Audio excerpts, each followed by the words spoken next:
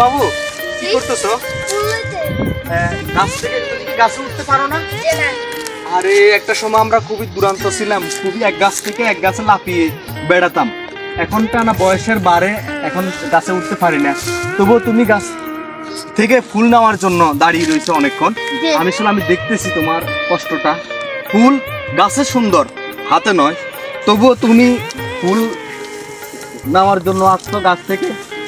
ছোট্ট মানুষ কি করব, অবুঝ মানুষের মন রক্ষা করা আমার দায়িত্ব। আমি আসলে ভালো লাগতেছে। আসলে ফুল অনেক সৌন্দর্যের প্রতীক, ফুল পবিত্র। নেন, আপনাকে আমি ফুলটা উপহার দিলাম। আসলে ফুল অনেক সুন্দর, আশেপাশে পরিবেশ আসলে ফুল, পাখি, নদী, পাহাড়, পর্বত অনেক চমৎকার। এগুলো আসলে ভালো লাগে। গ্রামে আসলে কবিরা যে কবিতা লেখে ছন্দে ছন্দে, এই জন্যই লেখে। এরা বাস্তব বিচরণ করে, দেখে, দেখার পরে মনে আগ্রহটা পায়, লেখার প্রতি আসলে অনেক অনুপ্রেরণা পায়। আসলে কি বলবো, আর সবসময় সৎভাবে থাকবা, পড়ালেখা করবা, বাবা মায়ের মুখ উজ্জ্বল করবা, আর সৎভাবে থেকে জীবনযাপন করবা, আর ইবাদত করবা। এক আল্লাহর উপর ইবাদত করে যেন জান্নাত এবং স্বর্গে চিরস্থায়ী বসবাস করতে পারবা। আর মুরব্বীদেরকে দেখলে সালাম দিবা, অপ্রয়োজনীয় গাছকে ছিটবে না, গাছকে কষ্ট দিবে না।